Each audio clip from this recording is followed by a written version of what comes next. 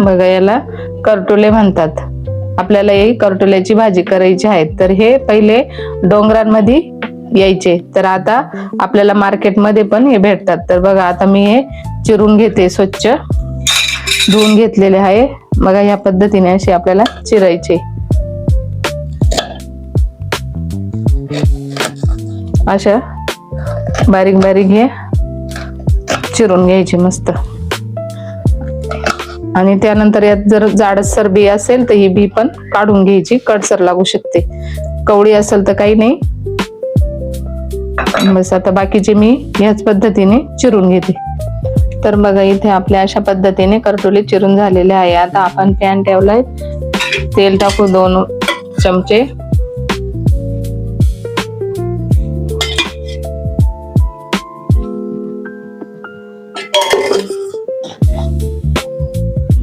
तेल थोडं गरम करून घ्यायचं. बघा आपलं तेल तापलेलं आहे. आपण मोहरी टाकू आता. मोहरी बघा कशी फुलली आहे. जिरं,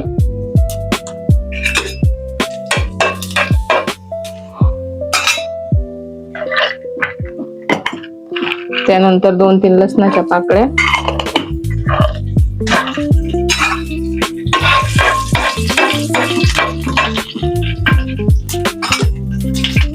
त्यानंतर बघा लाल तिखट आणि हळद टाकून घेते. त्यानंतर हे मी बारीक खोबरं दळून घेतलेलं आहे. हे व्यवस्थित मिक्स करून घ्या. बघा आपला मसाला हे व्यवस्थित झालेला आहे. आता आपण हे कढीपत्ता टाकून घेऊ. बघा असा कढीपत्ता. त्यानंतर मी 2 बारीक कांदे चिरलेले आहे, ते पण टाकून घेते. ते मस्त लाल होईपर्यंत,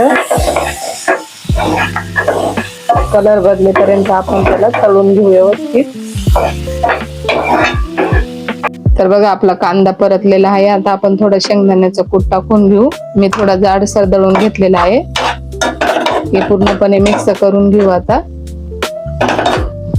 आणि थोडीशी कोथिंबीर पण टाकून घेऊ, म्हणजे अजून आपल्या मसाल्याला मस्त वास येईल. बघा आता हे करटुले मी चिरून घेतलेले टाकून घेते.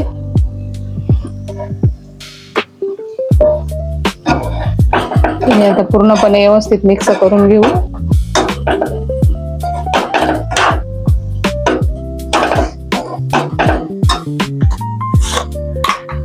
त्यानंतर आपण 1 चमचा मीठ टाकून घेऊ. मग आता व्यवस्थित आपण मिक्स करून घेऊ.